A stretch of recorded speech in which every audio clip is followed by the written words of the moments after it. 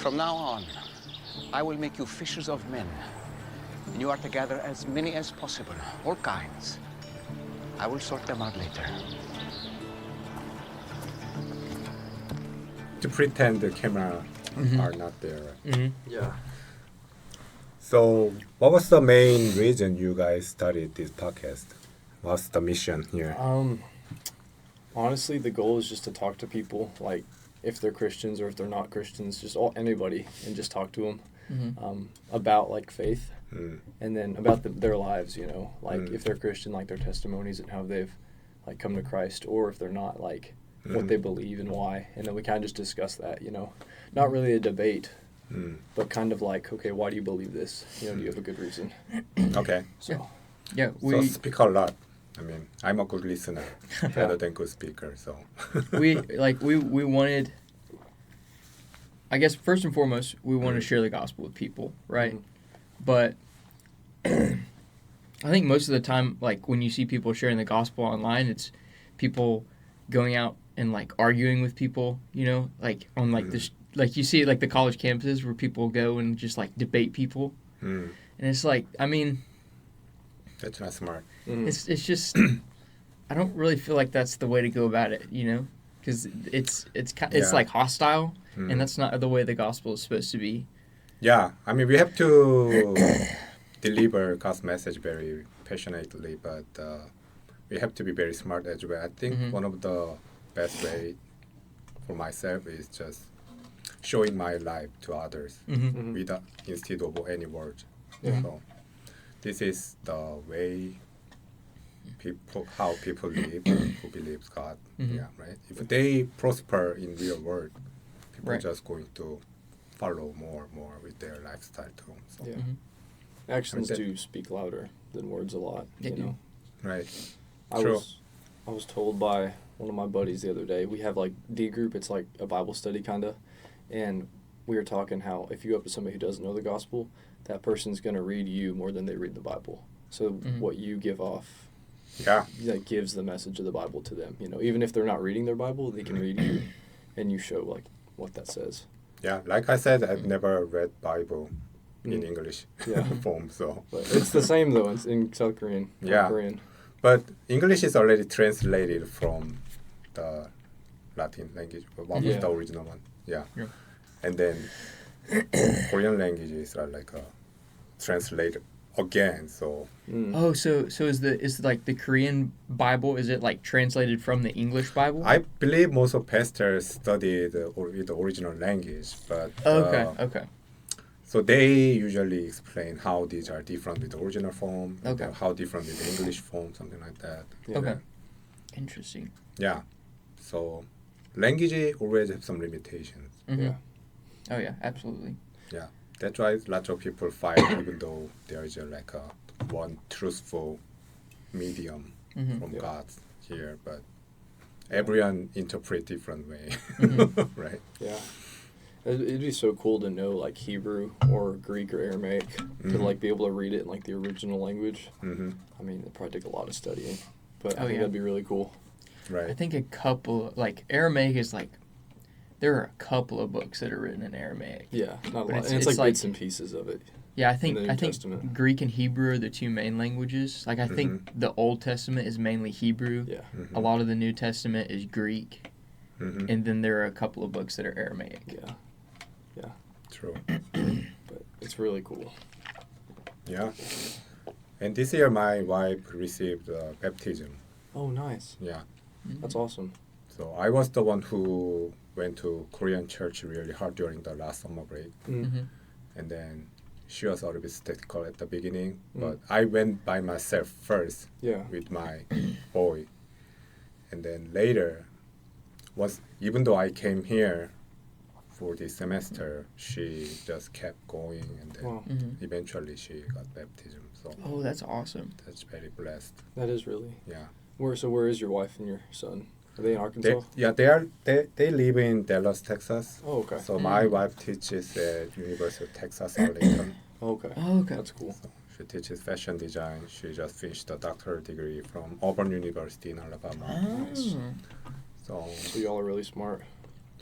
In terms of what she studied, probably, yeah.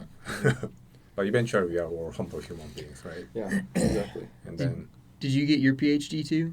no, I just earned a Master of Fine Art. Okay, Yeah. gotcha. So you went for the masters. Mm-hmm. So yeah, what's your story with that? With like, Are we Just- recording right now? yes. Oh, Yeah. sorry. No, it's okay. No, I just figured. Usually we do an intro, but we kind of just start. I talking. feel, we kinda now just I started feel a bit talking, more so- pressure. Okay. We're not it's filming. okay. We're not filming yet. The cameras aren't Yeah. working. Okay. There's nobody there. But like because I think I've heard you mention you went to film school in South Korea, Mhm. and then you came here. Like, what did that look like? Just kind of your story from How film did- school how- to America. I with mean, film. I didn't think about any graduate studies when I was in film school in South Korea. I just wanted to do filmmaking, right? Mhm. Mhm. And then, if you become like a late 20s something, Mm-hmm. you feel like you feel a little bit of pressure for living, and then you want to find a little bit more stable job at the Mhm. moment. I was working on film set.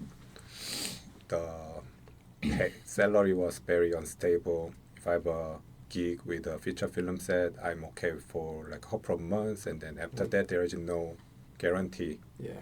of getting more job, right? And then also at that time I was thinking about getting married. Mhm. Mm-hmm. So I just wanted to be a little bit more stable financially. So I went to graduate school in South Korea, but the major was journalism at that time. Okay. So I studied journalism couple of semesters there doing TA, and then my sister was studying her PhD in Oklahoma at that time, and then she suggested me come to the state and then Yeah. do graduate study because U.S. has a better education system. Mm. So I was convinced that because job market at that time was really bad, Mhm. none of the TV stations are not hiring any employees at that time. Mhm. So yeah, so I decided to study. I had to take some exams, and then I got married to my wife in document first because she need to get the visa. Yeah. Nice. Okay. Yeah. So we got married in document first, and then got student visa, and then at the time my sister was teaching at Illinois State University. Mhm. So that's why I chose Chicago Nice. to study my graduate program. Mhm. And then I met lots of great people there. I learned a little bit more about American style filmmaking. Yeah. And then after that, so when I almost finished my graduate program, we also learned that we have a baby. Mm. Nice. So that time we didn't plan to stay in the state long time. So as soon as we finished the graduate program, Mhm. our plan was going back to South Korea and then find some stable job Mhm. there. But since we had a baby, we kind of liked the education system Yeah. in the States, so we kind of wanted to try to raise our son Mhm. in the state as well. Nice. So as soon as I graduated master's program, I started looking for a job in Chicago Mhm. in order to get the working visa. Yeah. My visa was student visa, so it expires Mm. a year after I graduate the school. Okay. So I tried hard to find the sponsorship. It wasn't that easy process. So Mm. eventually it took like almost 7-8 years to get a green card. Oh wow. Mhm. So there are lots of dramas. Yeah. So I'm going to make some movie about them. That'd be cool. Yeah. So yeah, it's not an easy process, but Yeah. so instead of working on film set, I had to work a lot for big corporate because they are the ones who can actually support Mm. working visa. Okay. So I worked on commercial industry in Chicago Mhm. right after my graduate program. I think it was a great experience eventually because I learned a lot about how professional industry work. Mm-hmm. So I learned a lot about workflow, how you can deal with the client, or I learned a lot about working culture in the state. So it was good experience overall, but I always missed working on film sets. So narrative filmmaking was my passion, right? Yeah. And right after I got the green card, I was able to get a better job in Chicago as well. And then at that moment, one of the faculty members here, Professor Emily Reisbeck, Okay. she was my classmate at Columbia College Chicago. Nice. So That's cool. at the time, we were so close, working together, making films together. But it's been long time after our graduation, right? So we forgot about each other. And then one day, she emailed me about job opportunities here. Wow. And then she thought it would be great fit for my expertise. So I applied. I never thought I would be teaching. So I just applied one teaching job, and then fortunately I was able to get that position. So now I'm here. That's awesome. Yeah, right. And yeah, there are lots of behind story between Emily and me too. But she even so once I got the job here, one night she mentioned about one night we had some hanging out with all our classmates together. So I was the one who lived very far away from school, where I was in downtown Chicago. I had to live with my sister and brother-in-law at that time, and then I lived like an hour away from downtown Chicago. So I was the only one who actually had a car. Oh. So I had a really small Hyundai car at that time. So I had to drive very long way with that. Then none of my classmates had a car at that time. So after hanging out until very late night, everyone has to go home, right? And then they could take some public transportation, but in my thought, I live far away anyway, so I can just drop them off one by one. I can just drive like a 10, 15 minutes to drop them off here and there, and then go home. So Emily mentioned about that episode. She said, I even forgot about that story completely. And then one night she mentioned I drove all my classmates that night and then drove to my place. And you got home super late. Yeah, even though I was the one who lived farthest. Right? Yeah. Well, that's fun. And then Emily was like, okay, this guy is something nice. Then she remembered that, and then later, like several years later, when she had the job opportunity for this film program, she remembered me and then awesome. emailed, right? So that's super cool. Yeah, I didn't expect anything about this, but that's what happened. But that's what brought me here. So things kind of come full circle a little bit, you know? Right? Yeah, even if we don't expect it, you know. It's cool. So when was your first year at UCA? It was a fourth semester in 2023. Oh, okay, so that was my first semester here too. So. Yeah, I think I had you in my second semester. Yeah, in spring. Yeah, for IVS. Yeah. So, Caleb Ferguson was one of my best students in that class. He was very quiet, but his performance was excellent. And then very hardworking student.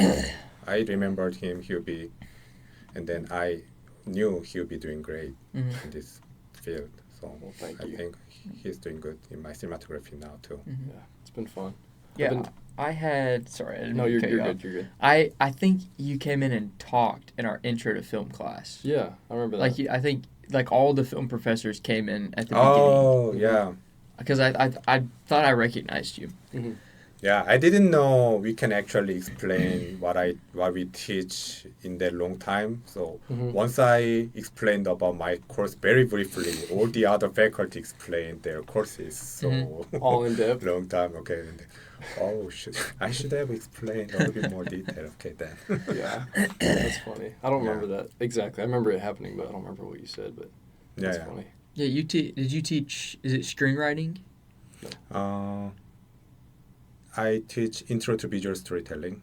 Visual storytelling. Okay, Yeah. okay. Not screenwriting. Gotcha. I knew it had Mm-hmm. screen or visual in there. One of those. So, there was something about screen or visual. Mm-hmm. It sounds similar. I know. Yeah.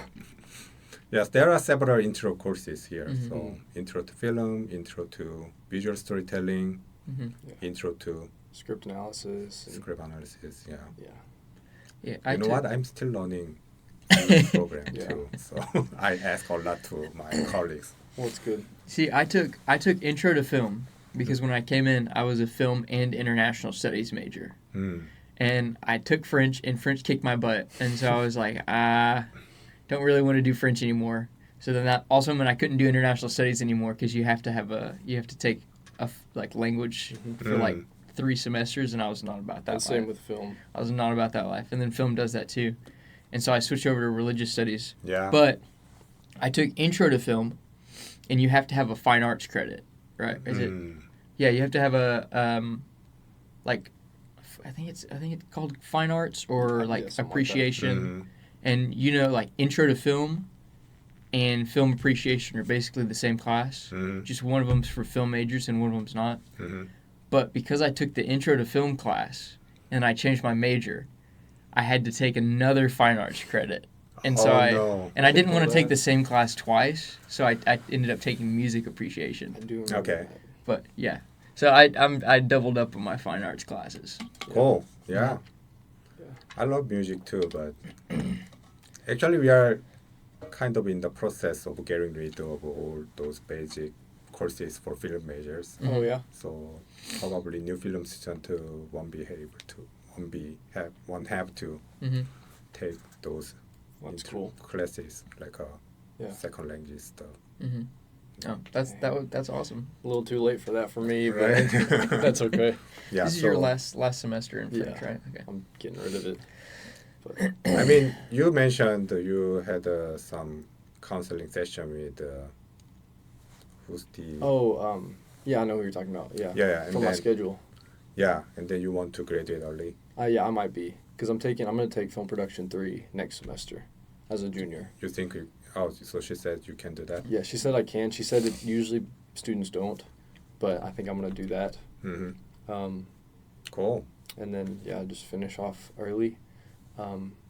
But I'm in honors as well, Mhm. and so my capstone for that, and I might try to tie it in with film. I haven't talked about it or at all figured it out yet, but one of my professors in honors, his wife is from Burma, so Myanmar, like the country that has a civil war going on right now, Mm. and I got to go to Thailand over the summer Nice. for a mission trip, and through that, like we encountered like refugees from Burma and like got to know them, and so I kind of want to go over there to make a documentary Nice. near Burma, so I might do that like with my last year, but Yeah. not really like use it for classes and just try That'd to be do that. cool. Real world experience plus missionary task. So Yeah, amazing. yeah, it's very exciting, but I don't know if it's gonna happen, but Mm. we'll see. Burma. That sounds cool. Yeah, yeah. You were talking about you started going to the Korean church here. Have you always been a Christian, or was that like something kind of recent?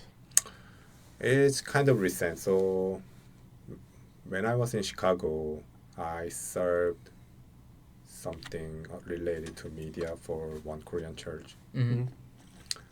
And then before I became a Christian, I was always wondering about the belief, Mm-hmm. Mm-hmm.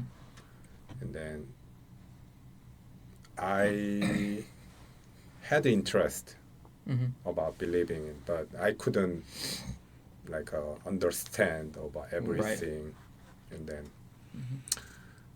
but one day it just came to me. Mm-hmm. It was very sudden moment. Mm-hmm. And then I think right after I came to the state, I had a little bit of a depression with a homesick or Yeah. Yeah, it's a big culture shift. I'm Right? assuming. I've never Yeah. gotten to go to South Korea, but I was not sure about my future. I read lots of philosophy books, so I wanted to figure out the truth about our life. Yeah. I learned a lot while reading those books, but once I finished those books, I always felt like I came back to zero. Those are all great, like contemplating process.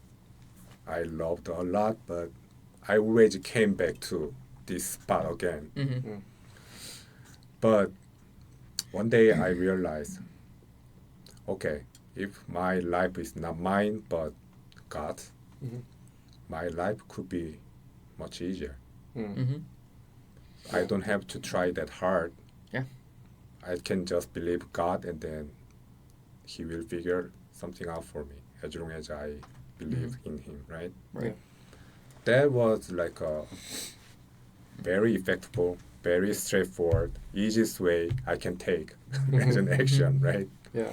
So as soon as I put down my own ego and my own desire or desperation here, Yeah. and then allow God to do what He wants to do for me, made everything easier. Yeah. So Wow. stress-free.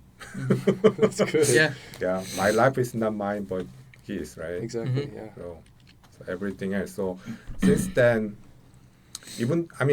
life is tough. Sometimes we have to get through some Yeah. struggle moment. But later, I realized all those struggle moments or something meaningful that helps me. It was all intended by God somehow.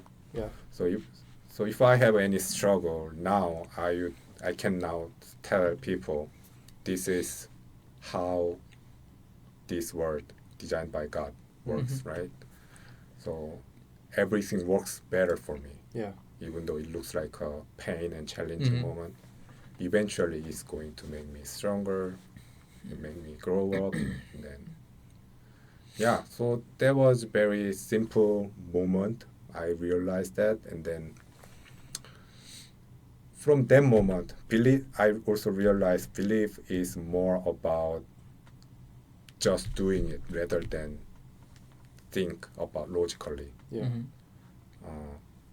Because if I think something logically, there are some point it doesn't make sense in Bible, right? Yeah. Jesus died and revived in 3 days, and then the Red Sea, Yeah. and then there are lots of impossible things in real world there. But I think that's the point of Bible. This is not about understanding. It's more about just believing it without logical process here. Just believing. Once you admit you believe God, all this nonsense process in Bible is something you are just going to believe. No doubt. Just believe, and then that's what happened, and that's what God did, Yeah. and then that's how Jesus worked for us, right? right. And then, from that realization, everything was very straightforward. Everything I read from Bible, that's what did for me that all the philosophy or other books couldn't do for me. So, Yeah. like I said, I have a lot of language limitations, so I can only explain like a 56% of That's okay. I want to say Right. here, but that was a brief process how I got into the Christianity. Yeah. Right. That's super cool. I mean, I think you explained it really well. I mean, for the most part, I'm Yeah. not worried at all. Okay. But Yeah, I think you brought up a really interesting point about like taking, the different like objective and subjective truths. Like objective is like, I guess there's no such thing as a subjective truth because truth is objective. You could say subjective, objective claims. Okay. Like a subjective claim is chocolate's good, chocolate's But bad. anyways, like subjective is like, how do you feel about this? What do you think about this? How does this like logically fit in? You know, it's more about like the philosophy books you're reading. Like, how should you think about something? Right. And then objective is like, this is the truth. Yeah. I think it's really interesting that like once you made that thing where you're like, I'm gonna believe this, and I'm gonna believe that the Bible is objectively true, then that's when things started like switching for you, which I think it's really cool to see that. Yeah. And I saw something, I think we've mentioned this when Hayden was on, but there's like a statistic of like when the father in a family comes to Christianity, like 80-90% of the rest of the family like will follow Oh, that. yeah? Okay. But if only the wife converts to Christianity, then only like 50-60% of the household follows. And then if the children come to Christ, the parents don't, then it's like 20-30%. Okay. And so it's like usually when the man of the household comes like to Christianity, Yeah. that's like one of the best things that can happen to a family. You Cool. know? So that's also really encouraging to Yeah, hear. I can argue I'm a household, but my wife makes more money than I do. Well, that's okay. Hey, head of the household. I mean, Texas school just pays more than Arkansas school. Yeah. So. That's just how it works. Yeah, right? That's just how it works. Yeah, but yeah, I got the point. Yeah. Yeah. So, yeah, like I said, I usually don't say I'm a Christian to other people. I mean, I have a close friend in my church in Dallas, but Yeah. also in Chicago. I usually don't say this to any of my students, any of my colleagues, because once they know I'm Christian, and then action is more important, right? Yeah. So just showing them how I live, how I act is something would be more impactful to others. Yeah. And we were kind of talking about that, just like with like professors in general.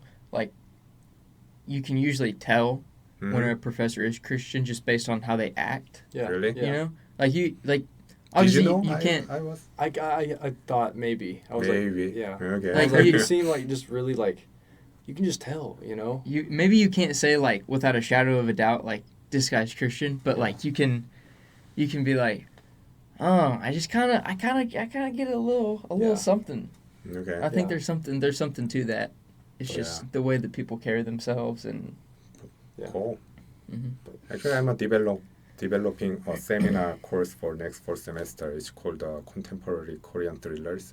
Oh, yeah. I'm gathering a list of Korean movie with all the hardcore blood scenes. Oh, So, well, that'll be fun.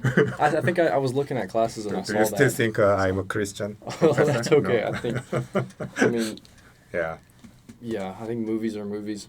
And to an extent, they can like affect your mind if you let it. If you choose to let that define like you and like what you desire. But I think if you're watching it to like as an art form and as like a film, you know, I feel like that's okay. You know, as long as it doesn't lead to internal like sin, you know, and like that temptation.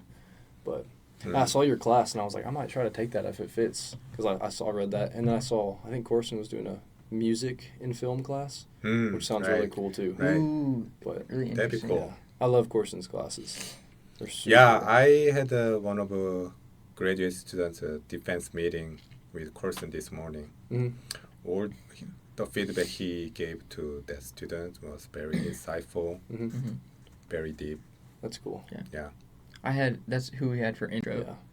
Very, very knowledgeable guy. Yeah, I Yeah, really, I I can say really that. love those classes. He's really smart and learned a lot of stuff. I don't really talk much in the classes, but I've learned a lot from Yeah, those. that's what I heard from lots of students. So Yeah, cool. So music. So it'll be a hard decision for you, right? yeah. Unless they both fit, I don't know. We'll see. But, what have like some of the best like film sets you've worked on been like, like in general? Like you said, you've worked on feature films and stuff. Like, what is that? Yeah, it was a feature film set in South Korea, and then I enjoyed a lot. But at that time, actually, I think I didn't enjoy them much. At the time, I thought it was like my responsibility doing it.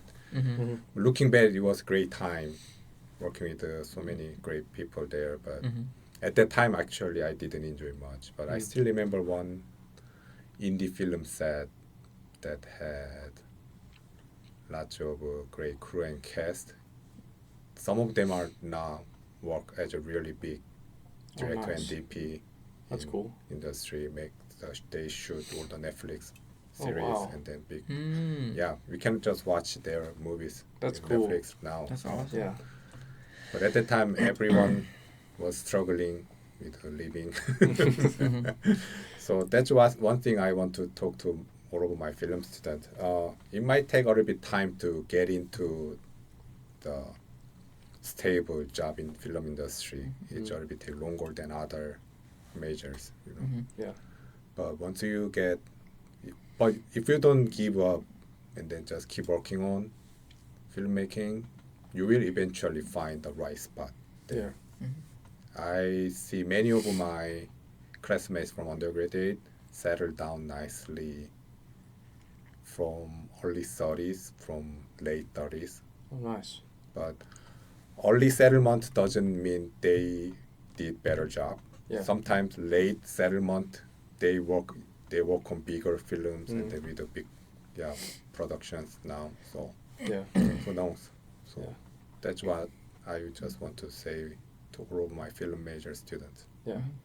Need a little bit more patience after Yeah, sure. graduation. That's what I've heard. It's a very patient. I wasn't patient then enough, so I went to graduate school. Also wanted to apply for TV station, Oh, like a nice. producing job there, and then I worked on marketing company, something like that. Yeah. But yeah, if I stayed in films with them, maybe I settled down nicely in industry as well. But Mhm. but at least I have a lot of connections, right? Yeah. No, that's super cool. Yeah. Do you ever want to do that? Like Mhm. like Yeah, at some yeah. point? Yeah, narrative filmmaking was always my big dream. Okay. And then, but directing is really hard job, very Yeah. stressful. Do you think you'll ever stop teaching and move over to that? No, I think one of the great thing about teaching is you actually need to do your own creative job while teaching. It's Okay. part of our jobs here. Mhm. So I have to make something here too. Oh, okay. So now I'm spending most of my time to creating class slides and then grading Yeah. all the assignment for 4 classes. Yeah. But I think I can do more creative jobs after a couple of years of teaching here. Earlier you said you wanted to make a movie about like the immigration process. Hmm. What like kind of story would that be? If you Interesting. had one. Yeah.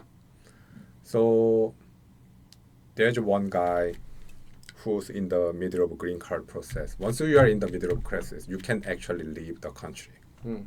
in the middle of the process. You can't. Okay. You're just- Interesting. you're You just have to stuck. give up that process, and then later you have to start over. Hmm. And then the fee for document and the hiring lawyer is not a joke. It costs a lot. It takes a lot of time. I took long time. I heard these days it even takes even longer. So it's a long process, lots of costs. And then I also had some experience. Some of my sponsors were kind of illegal. I mean, they're like a legal company, but some of the small company just want to hire some international people under the minimum wage, as saying them we can sponsor your Yeah. green card sponsorship. But since they don't have many budget for that, they have to actually get some like a deposit money from employees who want to get processed, because it's already legal process, but the company who want to sponsor employee with a green card, they have to prove that they have income to hire these kind of people. So if you want to hire someone whose salary is 70,000 per year, you have to prove, the company has to prove we have profit to hire these people Interesting. with this money. You have to report that tax form to IRS, and Okay. then that means if you make 70,000 million, 20,000 will be tax they have to pay. They usually fake their income in order to avoid that kind of tax issues. So if we want to hire 3 of them, briefly 200,000, right? And then there will be like a 20-30%. Chicago is higher in tax. Yeah.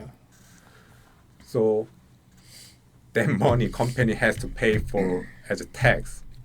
They actually, these employees actually deposit this money to this company under the condition of working in a very low rate, Oh wow. and then it just get in order to get the green card. So, Yeah. I mean, I was fortunate to work with good companies, but there are lots of immigrants who work under the minimum wage, paying lots of money for the process. Even they have to pay for more than 10,000 to a lawyer, Yeah. and then you cannot leave the country. So there's some situation. One guy who is in the withdrawal process, he has a girlfriend in the States, so everything there. But we don't know. He just got a call from his sister, younger sister in South Korea. His mom died, and then asked if he can come to the funeral. So first his thing was, okay, I don't need green card. I'm go home. I'm going to go to mom's funeral and then come back. And then once he decides to leave, it's not easy. He has to get money back from this company. If he pays like 25,000, he has to get it back. He has to get a book of flight, which is more than 3,000. Yeah. He have to sell a car, and then clean all the houses. So that's the kind of beginning of the story. He got the call already. He's kind of in the processing of getting ready for leaving the country. And then he need to sell a car. So he start with a meeting with one guy. So the main character want to sell this car to this guy. That he asked for some discount. So they are some kind of in the middle of deal right now. But he has to move fast. He gotta get the money from this boss, right? But this boss already knows what he wants to do, and then he's kind of try to avoid him.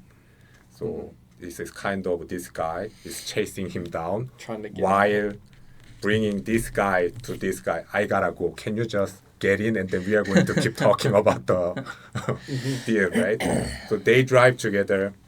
So they talk all the shits about this immigration process, right? And then try to find the boss. And then eventually they got him, and then boss literally can say like, this is the money I can really get right now. So, but I can just give you money for flight ticket, and then I'm going to transfer money this to South Korea. There's one girl in the company following him out, so they are like a hidden relationship in. And the girl insists, the both, you know that guy, he won't send the money to you. Can you just say, just get off from the guy who wanted to buy his car?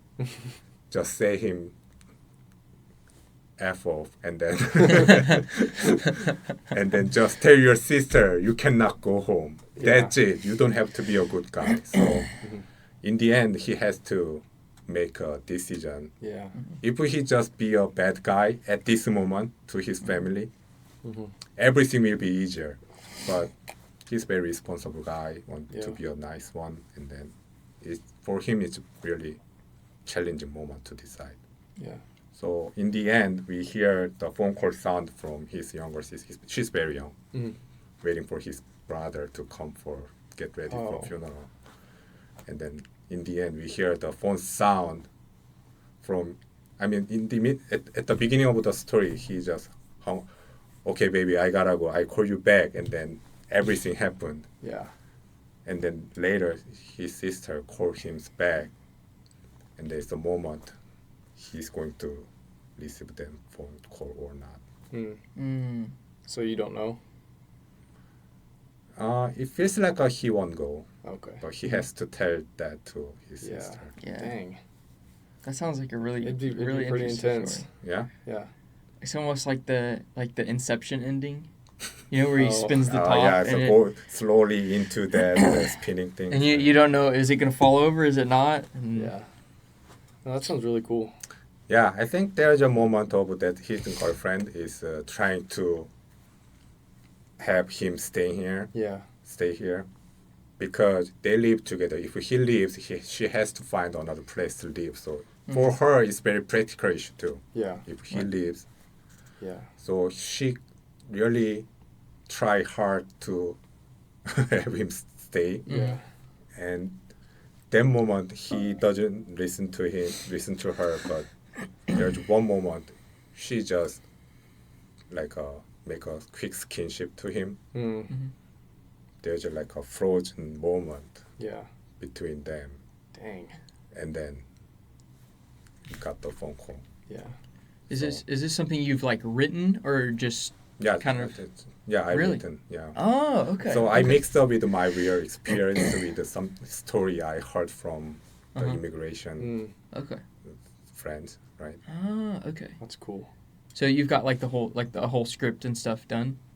I'm still writing. Okay. Okay. Yeah, but treatment is done. Nice.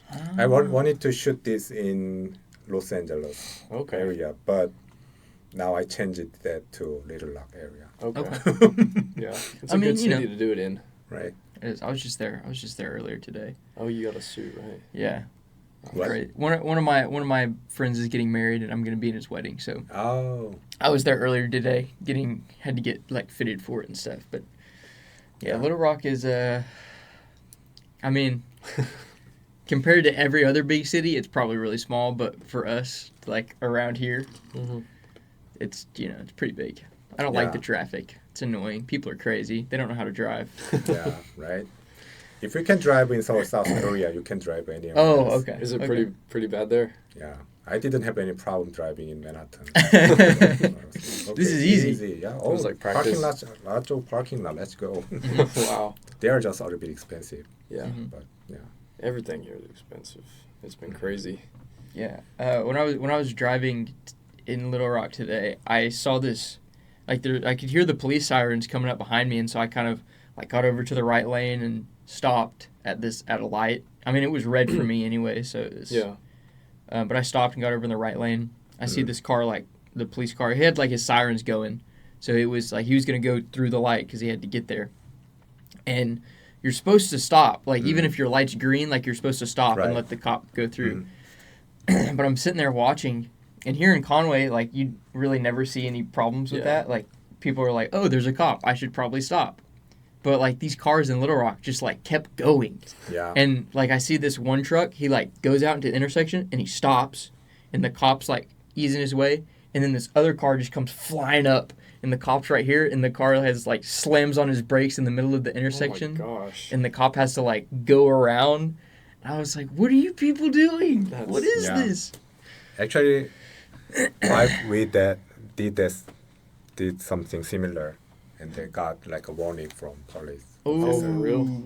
You said your wife did that? Yeah, she didn't know she was in the first lane, and the car was like a second lane. And then once green light was on, she need to turn right in the next section. So she just speed up and then change the lane in front of the car and then turn. Oh, I mean, wow. she didn't make any speed Yeah. thing, but she just drove faster than cop and then turned right. Yeah. So Oh wow, she's So- brave. and then cop stopped her, and then Did she tell the cop that she learned how to drive in Seoul, Korea, and that's just how you do things there? no, I mean she didn't do anything wrong technically, right? She Yeah. just speed up from. So it wasn't speeding. So the police officer just gave her a warning. Yeah. And then let her go. Oh wow. Yeah. So your wife and son live in Dallas, and you live there too, and just like come every month, or you live Yeah, here? I wanna go a little bit more often, but I went there last weekend, Okay. and then that was first time this semester. Okay. Oh wow. Wow. Yeah, hopefully I can go a little bit more often. Yeah. Did you get to spend Christmas break over there? Mhm. Okay. Nice. Awesome. Yeah, so my son goes to Korean summer camp, Oh nice. which hosted by Big Korean Church. Mhm. So they teach Korean language for my son. It's cool. Yeah, so there are some nice Korean community there, Nice. I gotcha. church community. Mhm. How old is your son? Now he's 9. Nice. Okay. That's Yeah. exciting. Wow. 9 years old was fun. I don't really remember it that much, but I remember having a really Yeah. fun time. So is he like pretty much like completely bilingual? I thought he would be, but his Korean skill goes down and down. Mm. And English is, Oh no. Yeah. yeah. So I gave him an assignment, so he plays Roblox a lot. Okay. Mm. So I gave him a mission to read one Korean book, which is very thin, Mhm. like a kid's book. Mm. And then if you just write that down, the summary of what you read, and then email daddy, I'm going to buy him $5 of Robux. Oh nice. And then he was Oh. so excited. He just sent me the first. Instead of emailing, he just wrote that down and then took cell phone photo and sent to me. And, He's gonna send you 30 of those tomorrow. He's gonna read all the books. yeah, right. So yeah. He's gonna be more fluent in Korean than you. So my wife and I try hard him to read Korean books, watch Korean TVs Mhm. more than. Do you guys like when you're back home? Do you guys pretty much just speak Korean? Hmm. Okay. Yeah. Yep. I have a couple of like people whose parents are Spanish or Hispanic, and they're like, yeah, you'd never tell because they're like very fluent in English, Mhm. Yeah. but they're like, yeah, when I'm back home, it's like completely Spanish. Like Right. nobody speaks English, Hmm. which is it's really cool that people can do that. Yeah. Because Yeah, for me, I'm still learning English. So if I speak Korean for a few days and come Mhm. back, the first day, like usually Monday morning class, Mhm. I need a little bit of a transitional moment to switch the gear from Right. Korean to English. Right. So so usually Thursday, Fridays are best to time speak Mhm. Yeah. English. I got you. Well, your Okay. English Mondays- is very good though. I mean, yeah, it's Friday, right? Yeah. It's okay. But the Monday, I will. If we see me on Monday class, Okay. my English might be a little bit slower. Like, Okay. Hello, guys. I'll look out for that. Yeah. Yeah, I'd say I've had several. I'm over in the College of Business, and there are a lot of professors from foreign countries and stuff that go over and teach, especially in like finance and that Mhm. kind of thing. And I think that you are easier to understand than a lot of Oh, really? professors. Yeah, I Okay. think so. Cool. I think Yeah. I don't know if it's just the accents are different and yours is just easier to understand or what, but Yeah, if you're an international person and then if you hear any accent, you can actually guess where they're from. mhm. Yeah. Mhm. I can completely say he's Japanese or he's Okay. if they are Chinese or they are Indian. That's Mhm. cool. Yeah. I mean, English accents are easy, right? Yeah.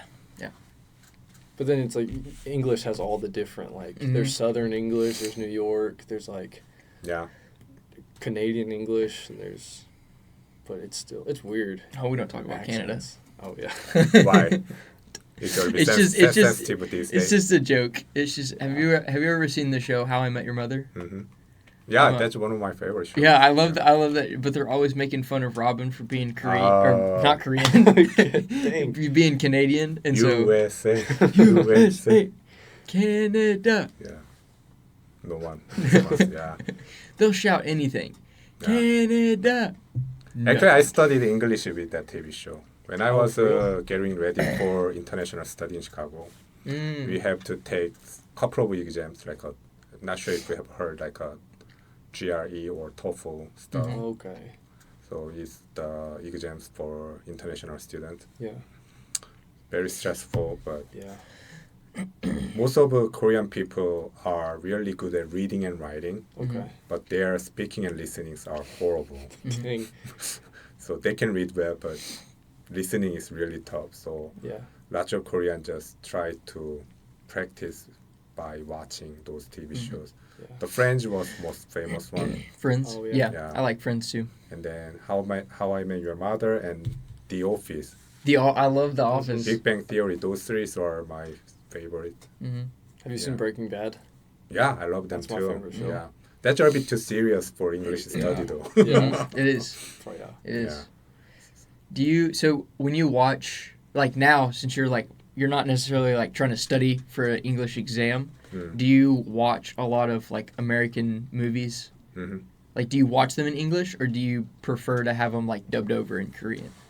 I love original language. Okay. But honestly, if I watch, so if I see some like a professional films, I'm pretty okay with that. But lots of students' film has some bad audio in it, and then if they didn't have any professional actors them in it, sometimes it's really hard to understand. Also, I usually prefer to read their script first before Right. watching movie. Right.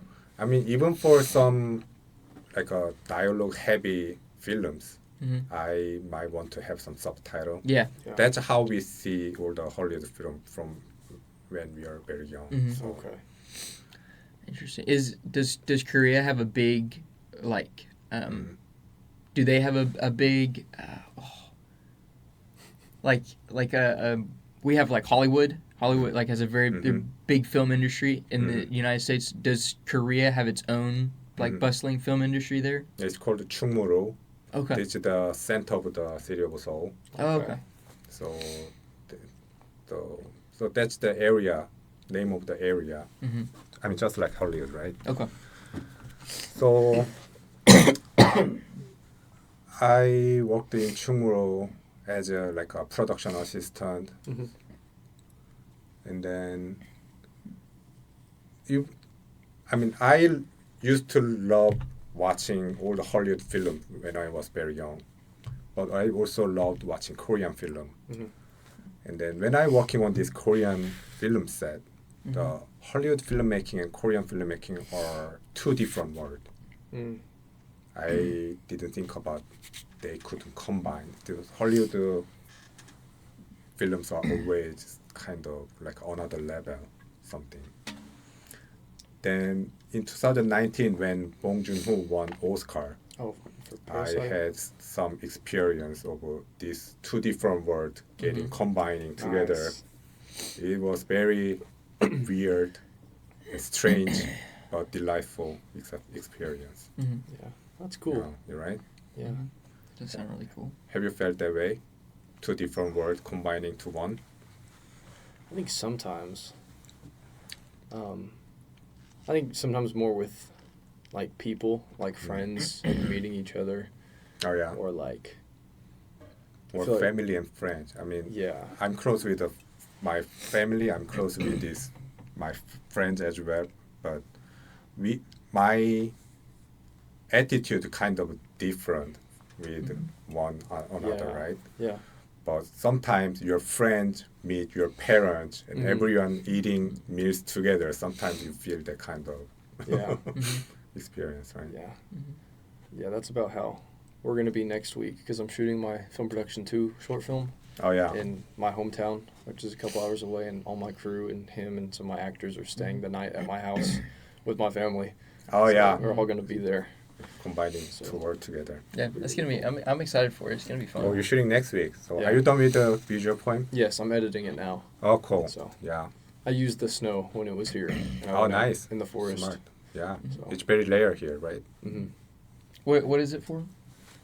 The thing next weekend or this one? No, this one. It's for cinematography class. It's like a visual poem.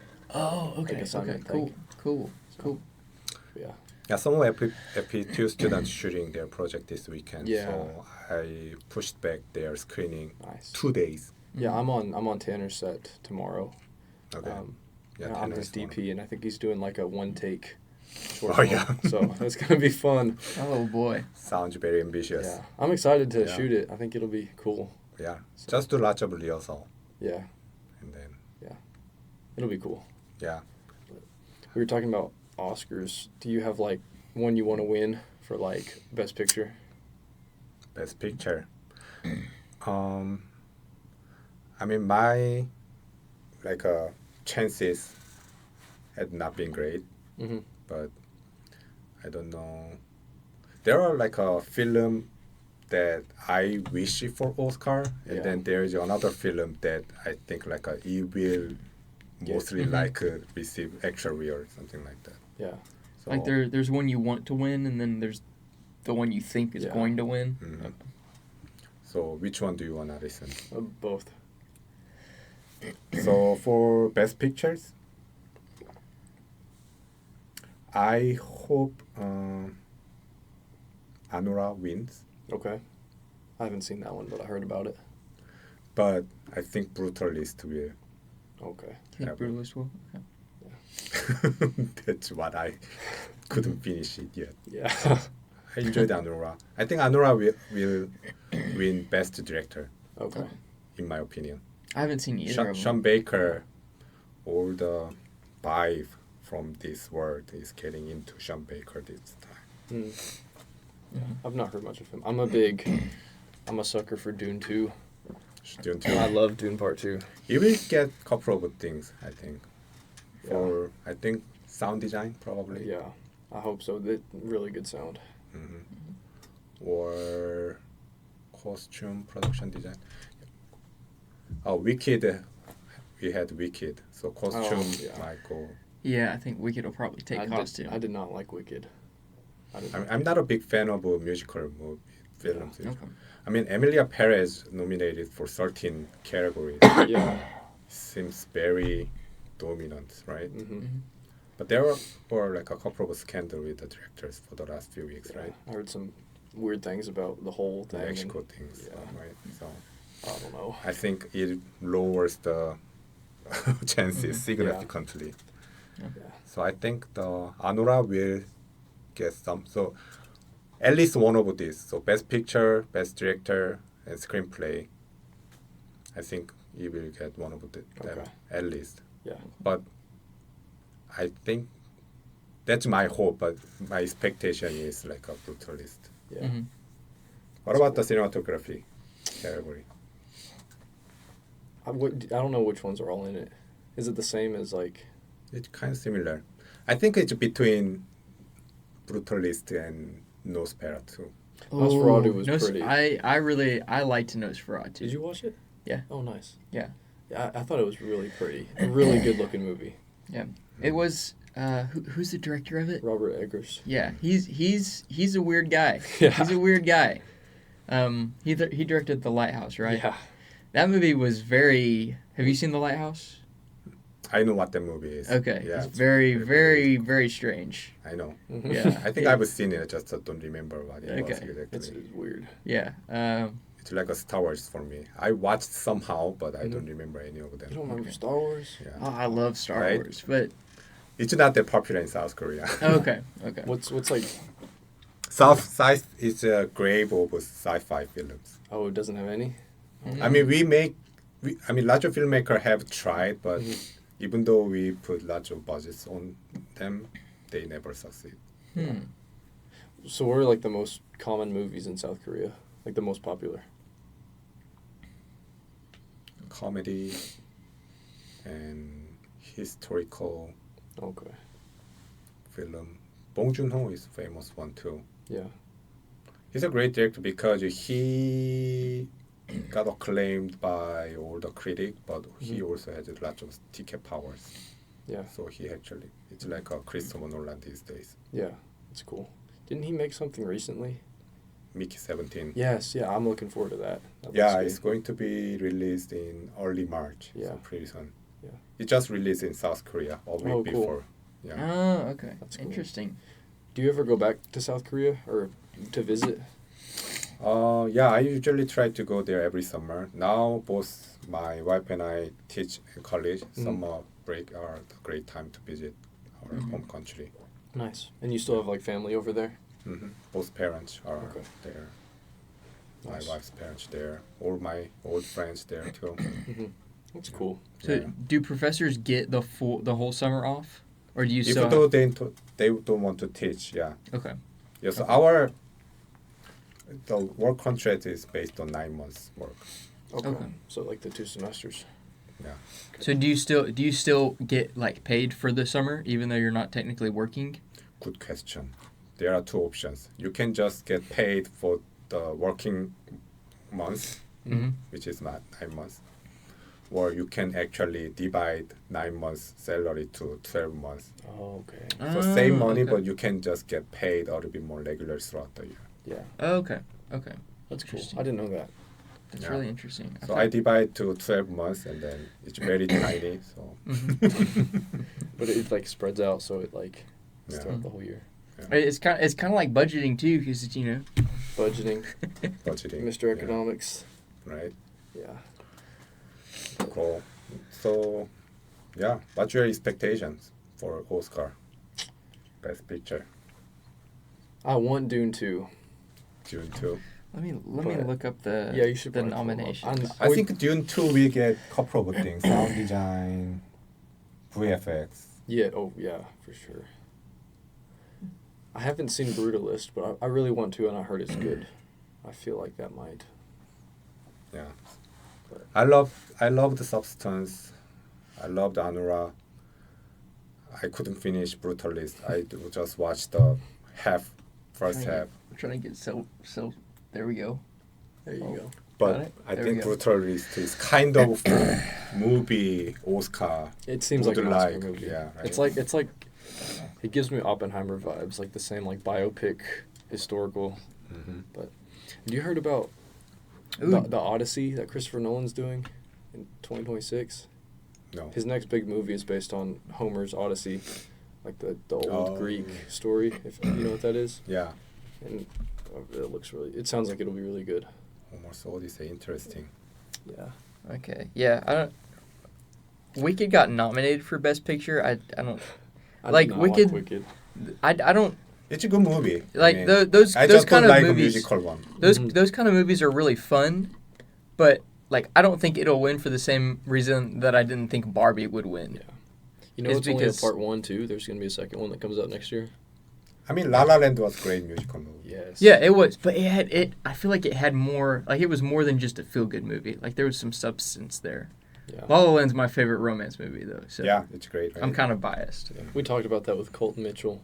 Like I don't even know how we talked about it, but compared it to like Jesus' love for us and Mhm. like the love for the church. Mm. I forget how we talked about that. That was a long conversation. Yeah. I really like how in La La Land like they don't end up together, but then they're both still happy in their own like respective. Like she becomes an actress and has kids and is happy, and he owns the own restaurant and stuff. Right. I really So are you looking for the nominees? yes. I heard Conclave was good. I have not. I have. Oh, I yeah. really have not seen very That's many. another strong candidate for screenplay. Yeah. Or, I mean, Did you see A Complete Unknown? not yet. But I heard it. I mean, Chalamet Timothy is nominated for the best acting with that. Oh, he is? I didn't know that. Let's see. Best Actor. Complete Unknown. Yeah, Yeah, Timothy Chalamet. But I think if Timothy Chalamet wins, I think he'll be the youngest one who Probably. He's like 20 something. 28, 9, yeah. Yeah.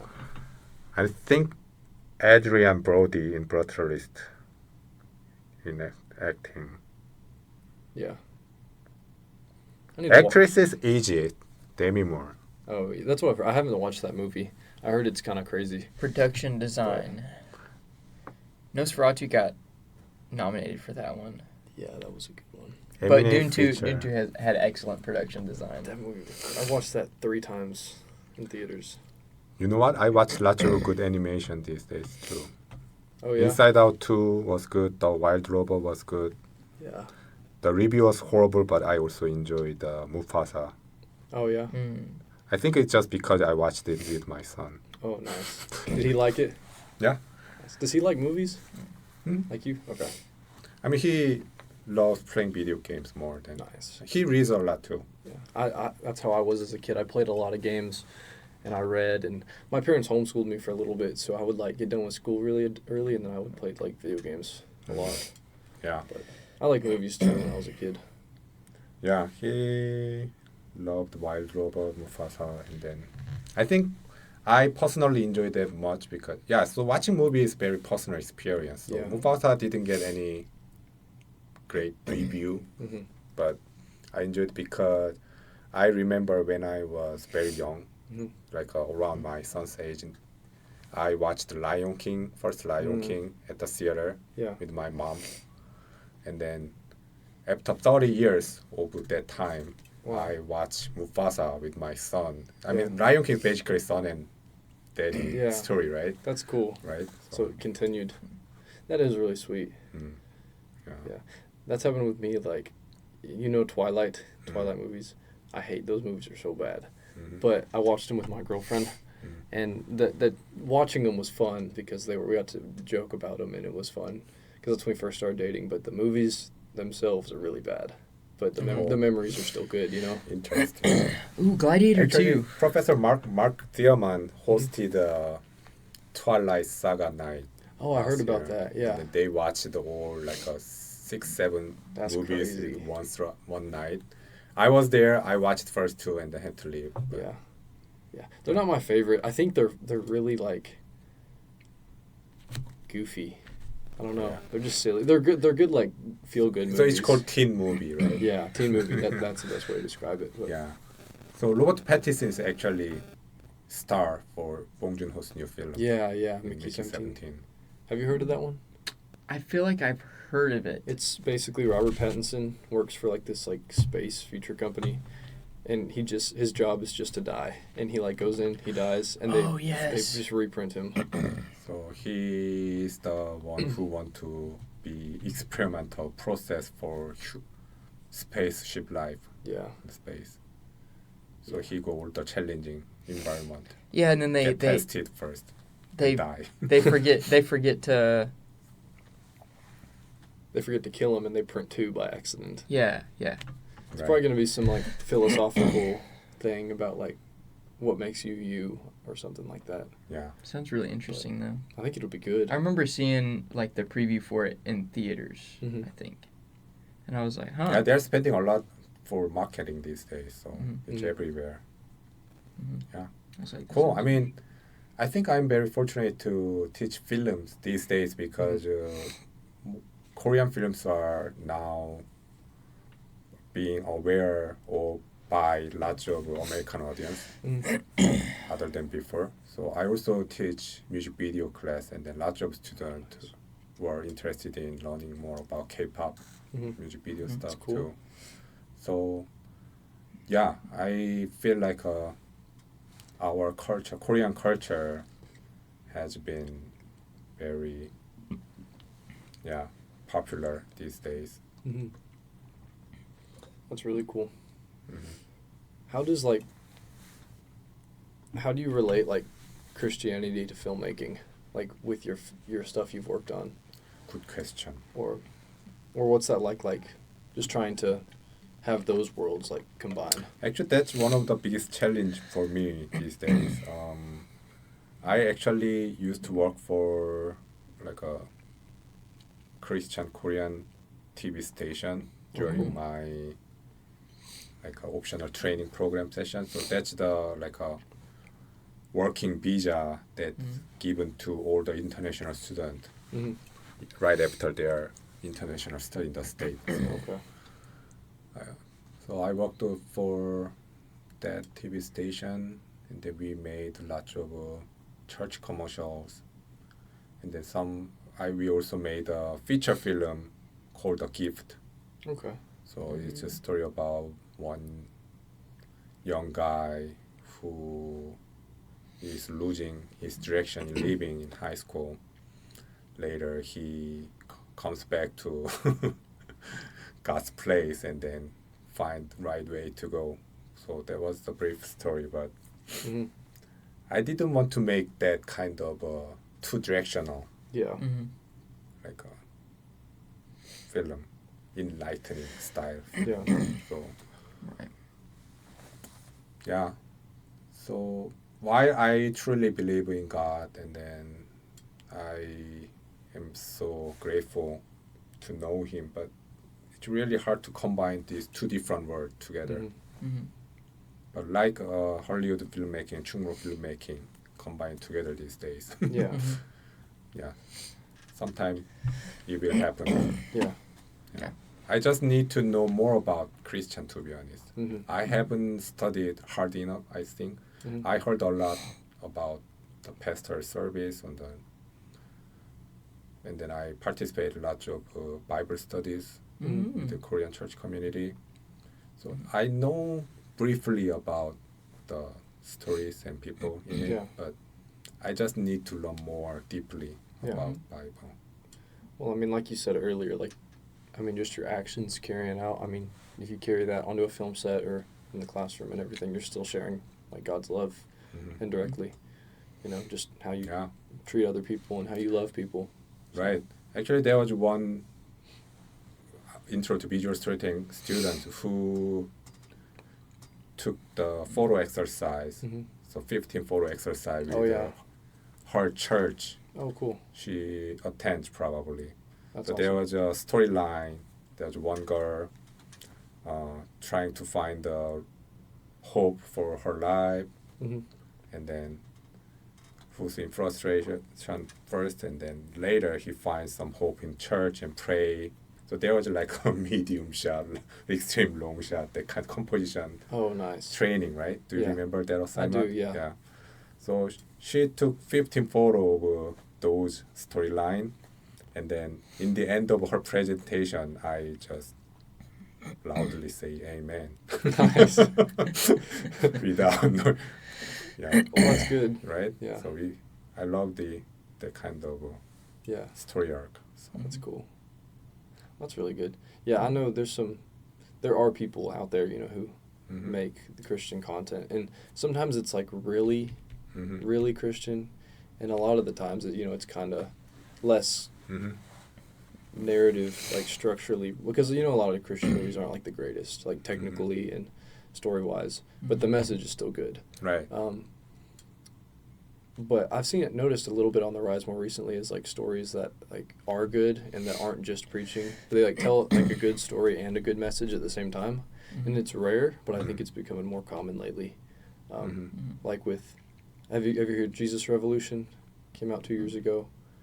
It was pretty good. It told a Christian story, Mhm. but it wasn't like, you know, it wasn't like a church story, you know, like, but it was still good. Okay. Um, Yeah, we need more films like that. yeah. Yeah.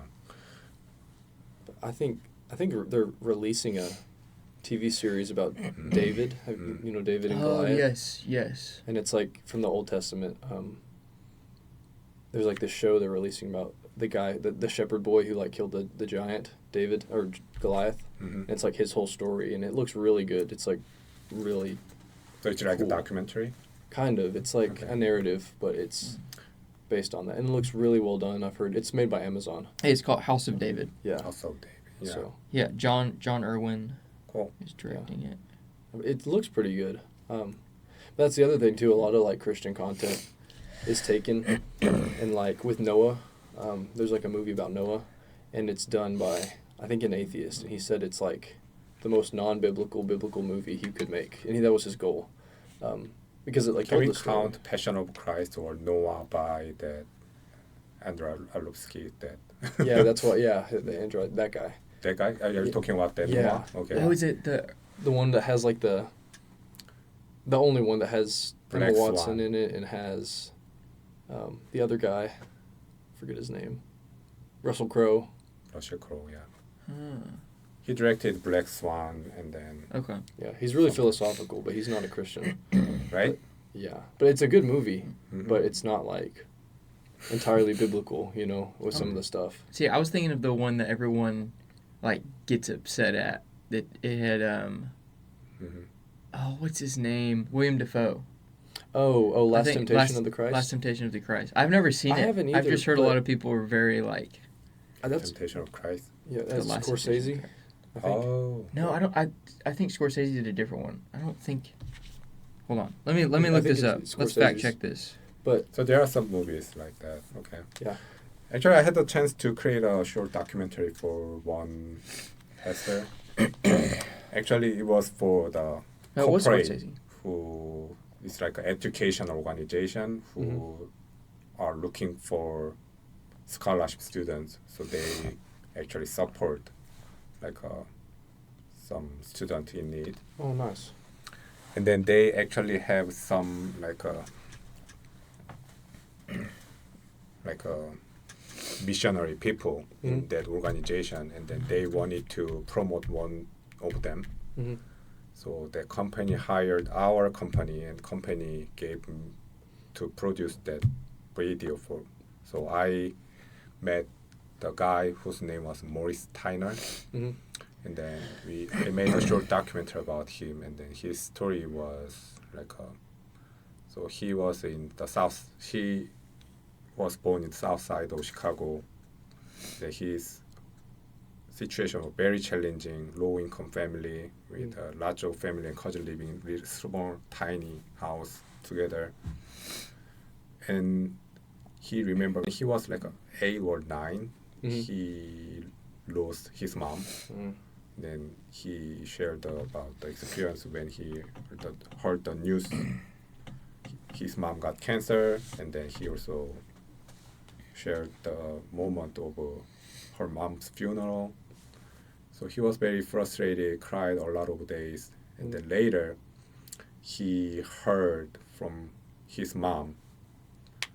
She left, but one day he just felt like his mom could do more for him spiritually.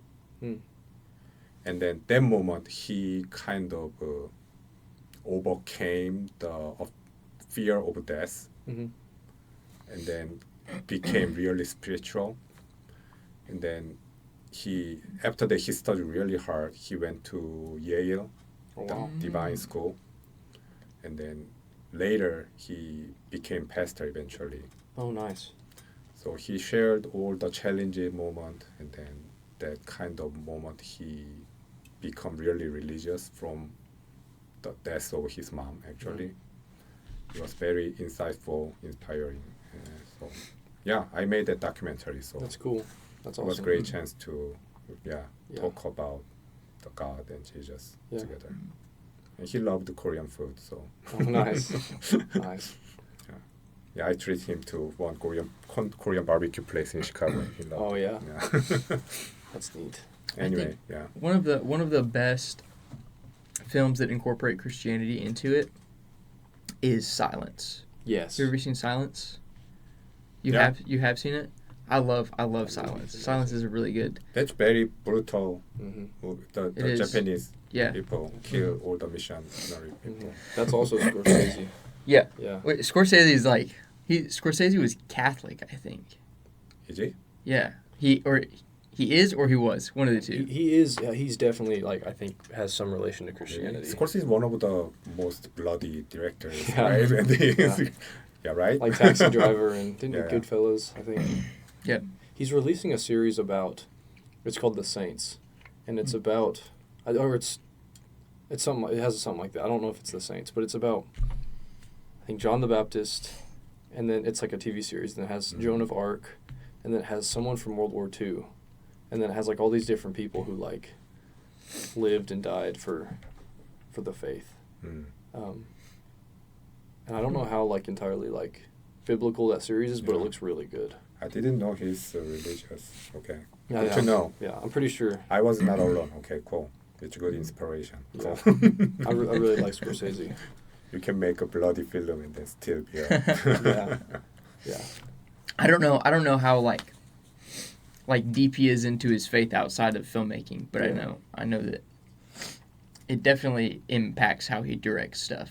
And then once you know that and you go back and look at some of his films, you're like, okay. There's a reason why all of his religious movies have something to do with Catholicism. You know, Right. in Silence, they were The Catholic priests. They were going. Right. So you're like, whoa, it kind of makes sense now. Yeah. Cool. Yeah, that's really good to know. Yeah. Do you know our film club students are hosting Oscar night? On I Sunday think I did hear about that. at 103. Nice. Yeah. Could be cool. I have to open the door for them. Oh, yeah. I'm going to sneak out right after, but Oh, yeah. nice. You're gonna see who wins Best Picture, and then Yeah. It's going to be very last moment, right? Yeah. Well, that's cool. Yeah. So let's see. Yeah. I mean, eventually, it doesn't important, right? Yeah. It's not important at all, but It'll happen again next year and the year after, and it is fun though, to have that a little excitement. Yeah. But It's like it doesn't matter. It's like the movie lovers Super Bowl. Yeah. Mhm. You know. you'll have that kind of moment as well. So Bong Joon-ho won Cannes and Oscar at the same time. Mhm. So that's why I want to win Anura, but there's a very rare chance of getting it in Oscar too. It's very rare. It only happened twice in cinema history. Yeah, Nora won at Cannes. Yeah, Okay, I didn't know that. At what? Cannes Film Festival in France. yeah. Really big one.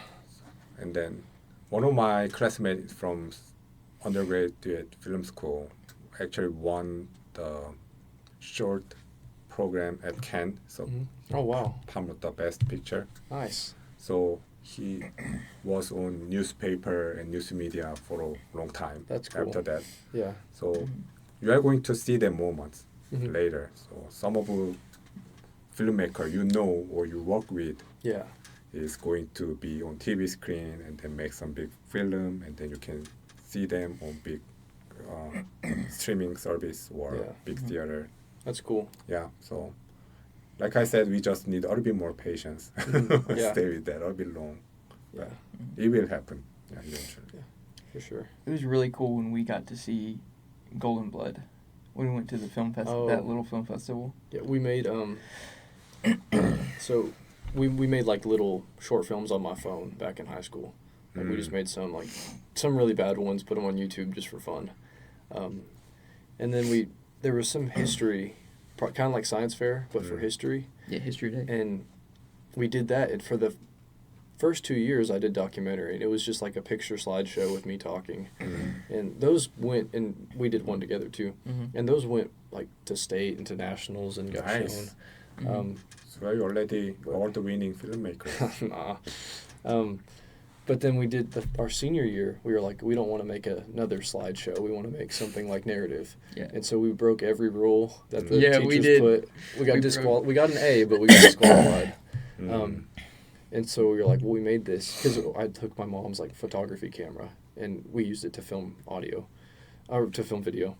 Nice. And it's not like, looking at it now, it's like not great, but it's better than, it's good for like for high school. Some of the shots are pretty cool. So some of them. Like the fire. Yeah. But we had like a blood squib that went in his shirt and it like exploded when he got shot and stuff like Let me that. see if I can. You guys keep talking. I'm gonna see if I can find. Okay. Yeah. Somewhere in online. That's cool. Hmm? Yeah, so focus more on your FE2 next week because so if you can submit your Film Festival, Yeah. of course, and then there'll be a good start to. Do other film festivals Yeah. too. Yeah. That's the hope. And because we've been to a few small film festivals in Arkansas with that cowboy short film I was talking about. Didn't win like any like money or anything, but we like got to screen them. And, Yeah, like, show that's a them great all. start. I mean, But was it from IBS? well, that one Those- too. That one. yeah. That one I also it got submitted to it. It was on an app, a streaming app for a little bit. Cool. Yeah, I mean, you already studied the film festival circuit. That's amazing. I think my first was like a senior year of my undergraduate, but Nice. Yeah. But So, yeah, keep working. I'm excited to see your work yeah, for both visual poem and then FP2, yeah, it's exciting. I just like making things, right?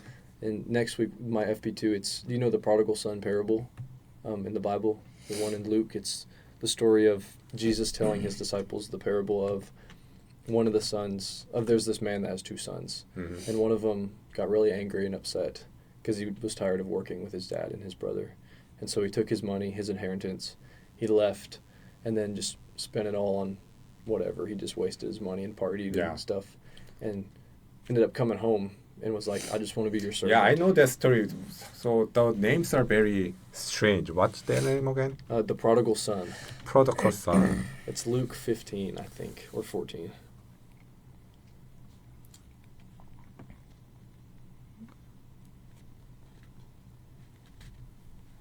Yeah, that's my problem. I cannot translate those names.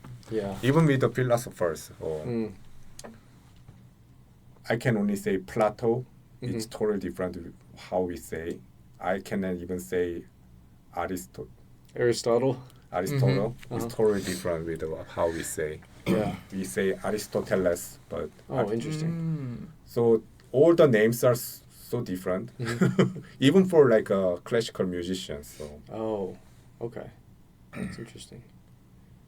even Beethoven is very hard. Mm. Yeah. It's very. But yeah, with that parable from the Bible, Mm. we're doing a modern take on it that's set in 2025, Mhm. and it's about the son who stayed home and he didn't go. And it's about like forgiveness and grace and what that's like for forgiving people that you don't want to forgive in your life. I get to be in it, so I'm excited. Yeah, I'm reading that part in Korean now.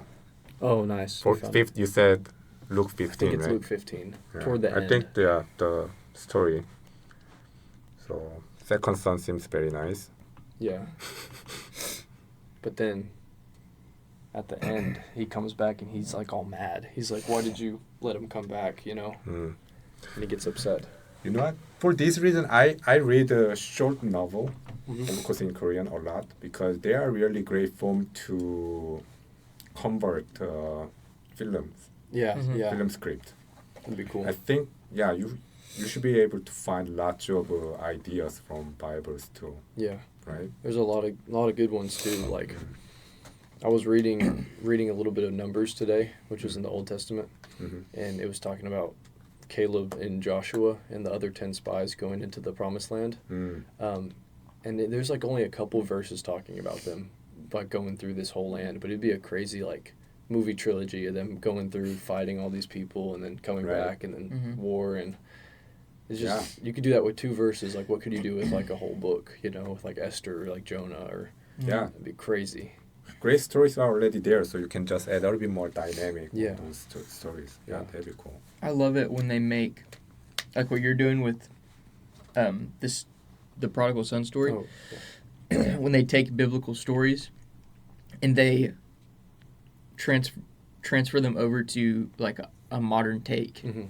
Like instead of doing it like a biblical story set in, I don't know, whatever BC, Yeah. Mhm. you do it in 2025. Right. The characters have different names and stuff, but the storyline is it kind of flows the same way, Yeah. and Yeah. the principles and Yeah. plot points and stuff kind of Lots hit of the same people make thing. love story, the Romeo and Juliet, as Yeah. a modern Yeah. version Right. or the 2025 version Mhm. of it, right? So yeah, Yeah. definitely. I also think it's a unique way to help people understand the Mhm. biblical stories, Yeah. you know, because Yeah, if you do things, especially if you have someone on that helps write it, that's like been to seminary and that kind of thing, or they've studied the Bible for a living, Mm-hmm. and you go in and make something together, Mm-hmm. and then come out with this package it's a modern film, Right. you know, Yeah. set in Yeah. modern times using modern language, that kind of thing, kind Yeah, of in helps terms people. of structure of narrative filmmaking, the storytelling, Mhm. there's nothing new there. The story Yeah. structures are already all there. I think the Bible should have a really good ones. Mhm. Lots of great things, a lot Mhm. there. Yeah, I just remembered one of my short film I made in my graduate program, actually based on the short novel by Anton Chekhov, the Mhm. Russian. What's that story? So it's called The Lady with the Dog, Okay. the short story. So it's classical book, but I translated it to modern Okay. version about. What's it about? It's about one guy who's having affair with one strange girl, Mm. strange lady Okay. with a girl on the beach. Nice. Yeah. How did you find it? Interesting. Is that did he invent? Is that Chekhov's gun? Is that Anton Chekhov? I think so. Anton Chekhov. He did Chekhov's gun. Mhm. Okay. That's really Yeah, I cool. know. I'd heard about this guy somewhere. How do you say Anton Chekhov? Chekhov. Anton Chekhov. Chekhov. Yeah. The way we pronounce this guy, right? Okay. Yep. Anton Chekhov. That's Yeah. cool. Yeah. There's a lot of good stories, like you said, they just get recycled, and Mm. I mean, everything we watched for FP1, we watched this short documentary called Everything's a Remix. Everything's just a copy of a copy of a. Right. Which it works though, you know. Lion people King still is love it. basically Hamlet, you know. Oh yeah, Yeah. I didn't even think of that. Hamlet, the revenge of that king For his father, yeah. and the fight uncle. Huh, I didn't even think of that. Yeah, and that's a Yeah. kids movie. Wow, Right? Lion King? Yeah, it's Hamlet. Hamlet. Huh. I didn't think about that. Also, if you see some storytelling, you can see their political colors too. Yeah, Mm-hmm. yeah. Yep. I think Dark Knight is very conservative story. Dark Knight. I think it's a very good movie. Any Yeah. kind of a hero. I love Dark Knight, Mm-hmm. but the storytelling structure, Mm-hmm. fighting with Birch and Bice is Yeah. like a little bit Mhm. conservative structure. There's a lot of Hero movies, a lot of political commentary nowadays too, especially. right? I mean, it works. It helps tell a good story and have meaning too. So it's not just. That's why it didn't win Meaningless. Oscar. Mm. Yeah. They don't like conservative film, right? Yeah. Yeah. I mean, it's just my guess, but Did there's you? a lot of good films didn't win Oscar, and they're thinking about it. They are very conservative. Yeah. Mhm. Which Batman do you like more, the Christian Bale or Robert Pattinson? That's hard. I don't even know which one for me. In terms of movie, I think the Dark Knight is Mm. better. I don't know about the character. Yeah. I mean, Dark Knight is more about Joker. Yeah. And Heath Ledger was phenomenal. And Yeah. then I think it's a more valid question to ask. Did you like the Joker in Joker or Joker in Dark Knight? Dark Knight. Dark Knight. Dark Knight. But I love the Joker too, because not Heath Ledger. Joaquin Phoenix did a good job too. right? But I think it's it's really hard to choose. they're two different kinds of Jokers, you know. Yeah. Because the newer one is like just his origin story, and it's like Yeah. he's normal, he's just crazy. The original characters are there, and then all the filmmakers create them very Yeah. fresh way Yeah. to introduce. Have you seen the new one? Folly I Do? Yeah. No, I haven't seen that one. Dang it. Okay. Have you seen it? I heard Okay. it's not. I had to see because I had to cover some part in my cinematography class. Okay. Well, I'm not gonna spoil it for you. I heard it's not great. It's not great, but it explains the Joker's origin story more. Did you like it? I mean, it's really hard to focus in Mhm. following the narrative, Mhm. but I think it's a great movie. Okay. That's a new try as a filmmaker. Okay. I might have to watch it. My only complaint for that is I really cannot find the reason why it had to be a musical one. Mm. Yeah. Yeah. That's what I heard. And I don't know because I haven't watched it. But I like cinematography is like stunning. Mhm. Even better than first Joker. First Okay. Joker was already great Yeah. cinematography, but second one was even better. Mm. Well, that's good to keep in mind. I might watch it pretty soon. So, do you remember the question to all of our cinematography student? Which one? If we don't enjoy any film, that means they are bad movie. Yeah, I remember that. I don't think so. Right? I mean, movies are kind of subjective, right? Because it's like you said, like, if none of us don't enjoy it, it's worthless. yeah, I don't think so. Because like what you said with Lion King with your son, like the movie might not be great, but it gives you that experience. And so you might want to watch it again so you can feel the same way you felt, Yeah. you know? I mean, there are sometimes some selfish movies, like only director enjoys Oh. that, and then Yeah. none of others Yeah. like Yeah. that movie. I grew up watching movies with my dad, so that's how I kind of fell in love with movies and in cinematography and stuff, and acting actually. Mhm. But we always Mhm. we always enjoy movies that nobody else enjoys, Mhm. and it's simply because we go in looking for a fun time and to see a fun movie, and we don't necessarily like. If I'm going in to watch a superhero movie, I'm not going in to see Titanic Part 2 or Inception Part 2. You know, Right. I'm not looking for a cinematic masterpiece or something. Yeah. I'm going in because it's a superhero movie and I want to see Captain America hit some people in the face with a shield. Yeah. You know, And I think when you view things with that lens, it kind of changes things. Like, okay, am I watching this movie because it's a Nosferatu and I want to see how like art and stuff come together and culminate, or am I going to the movie because I want to have a fun time at the movies? Yeah. And we do that. Like when I go with my dad, it's almost always just to have fun. So we rarely ever see movies that we didn't like enjoy. Yeah. I mean, we'll come out and be like, it was okay. It's fun. Right. And then sometimes we'll come out. I mean, that's what I talk to my family too. Mhm. It was fun. Yeah. It was good. It was okay That's- because you're trying not to critically analyze it Yeah, while there's you watch. Yeah. That's what film school's kind of like messed up with me because it's like now I view films really critically. Now camera's moving. I see all the Now we camera made a movement. cut. I see the rack focus. I see like all the like compositions and everything, and it's like I used to Yeah. not think that way. I don't think we can enjoy the films as we used to. Yeah.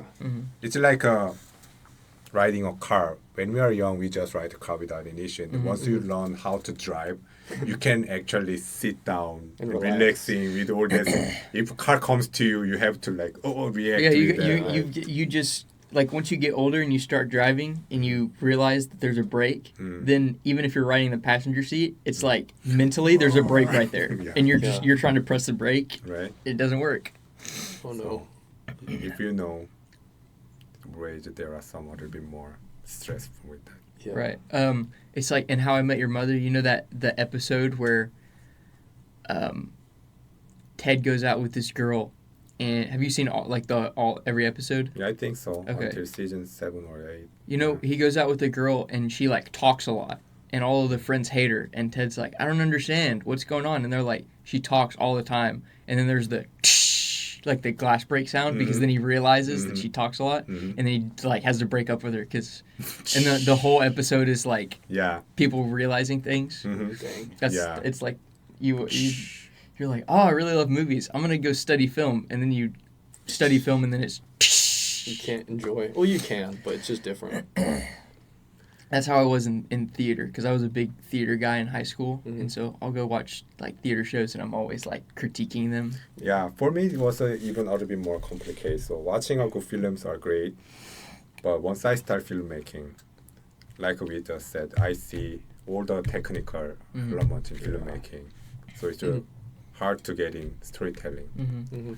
But also I see this piece as a filmmaker, and then worst thing is I started compare their work with mine. And then at a certain point, I see all the professional work. I had a bit of a inferior feeling of my skill set. Right. And then later, I found my own voice. So Yeah. it's okay now. But I still feel like it's a little bit more. If I see good movie, it's great. But I also, when I walk out the film theater, I would think, why I cannot make that kind of movie? Why cannot make that quality of a movie? Something like Right. that. Begin to compare my work with theirs. So it's very stressful process. So watching movie is great. It's always too much things going on as a Right. filmmaker. So now I find a way to watch film. So when I see the movie first time, I really try to watch it as a regular audience. Yeah. Just immerse myself fully into the storytelling, not seeing anything about camera movement, the angle, composition, Right. sound, anything. And then just try to focus more on the film itself. And then if I like it, I just rewatch it and then figure out. So that's the first watch is the time I watch it as a filmmaker. Okay. So I just watch most of film once, but if I find really good one, I just watch second time. Okay. That's cool. That's probably a good way to do it. And then the one thing I feel very fortunate with teaching is that I didn't know I would love teaching or not, right? It was first time, but I think if there was like a realization moment, I really love to see all the great work from my students. So if it was like my classmate or somewhere else, I always feel like very competitive I Same. gotta do better than them. Yeah. But I never felt that emotion to any of my students. There are always a couple of students who has a grade, not more than, I mean more than couple of. There are always like a few students who has a great talent, but I really want them to be best. Yeah. Right. I begin not comparing myself to Nice. others' work anymore. So thinking all my work in my film's career, all my students make better one already, and then some of their work is already better than some of our levels. So in terms of creativity, I mean size is small, but in terms of creativity, their work are really good, and I can say, okay, these guys are talented. And then one point I found them as my like very joyful moment, Nice. and then I really want them to be their best with their area. So they are not my competitor anymore. So that's Right. why I love teaching. Yeah. I want to make, and I want to meet all the great students, filmmaker, who learned from me and then became best of best in the industry. Right. So from that moment, I was able to say, okay, I think I love teaching, Nice. right? That's really cool. Yeah, I see. There's almost like a I guess you could tie that back into like Christianity in that like it's like a servant heart sort of thing. You know, Yeah. you no longer are like trying to be the best necessarily. Like you're not out there trying to compete with your students. Like, oh, I can do this better than you. But you're like you're trying to show them what you've been able to accomplish and try and lift them up to a higher level. You know? Yeah, that's it. Have you watched the Japanese comic book called The Slam Dunk? I don't think so. No? No. Have you watched Dragon Ball then? No. Dragon Ball, no? I've heard of it. Yeah. Oh, Is it good? Yeah, I mean, I actually fell in love a lot with Japan animation and Japan comic books when I was young. Actually wanted to be an animator Oh, nice. before going to film school. Yeah. And I enjoy drawing comic books, and then we actually made some comic books when I was in middle school, high Oh, school. nice. And then my dad convinced me go to film school instead of animation one, because eventually you need to learn about storytelling in order to direct the animation film. Or you are just going to be a skillful person who keep drawing the same thing Yeah. over and over. There you have to draw 24 images per each Yeah. second, right? Which is all crazy. So you wanna be the technician, or you wanna direct and then create your own story, and that Yeah. convinced me to go to film school. So that's I did, and then later I found great joy working with a lot of people on film set. So later I switched but I still draw my storyboard. Yeah. I used to draw my storyboard a lot for my colleagues. Many of them work in big industry now. So yeah, that's. I mean, I used to love the Japan comic books a lot. Yeah. You don't guys watch them much? I've tried in the past, but I've not been able to. I don't Yeah. know. I think these days are really hard to see because everyone is getting used to some like moving images Yeah. through their Yeah. phone. It's like comic books is a little bit more like. I do like Studio Ghibli films. Oh yeah, I like those. Hayao. I think those are really good. Yeah, I love them too. Yeah. What about you? I've never really been able to get into like anime or that kind of stuff necessarily. Yeah. There are some things that I do enjoy, but I like I don't know if it's necessarily Japanese, but it's called Invincible. Oh, yeah. Have you seen Invincible? It's like an animated series, but it's based off of a comic book. Invincible. Yeah, it's on Amazon Prime. There are lots of similar title with that. It's I don't know if you know Robert Kirkman made the comics. It's not Japanese, is it? No. No, not Japanese No, at all. It's just Okay. American. But I still need to watch that. I haven't yet. Invincible. No. No. Yeah, there are something similar title. This is called the Invincible too. Okay. Okay. Cool. It's like superheroes. Mm. Yeah. Yeah, I think I'm going to develop another seminar course Mhm. for all the nerd students. with Oh, the yeah. animation topic. That'd be cool. Mm. I'd take that. I like a lot of animated movies, like the Spider-Verse Mm. movies. Those were good.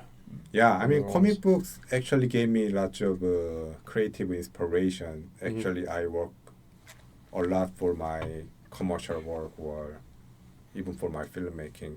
It gives lots of shot design, Mhm. also really good sense of shot dynamic, and then yeah, so that was one of my biggest inspiration when I was young. Nice. Mhm.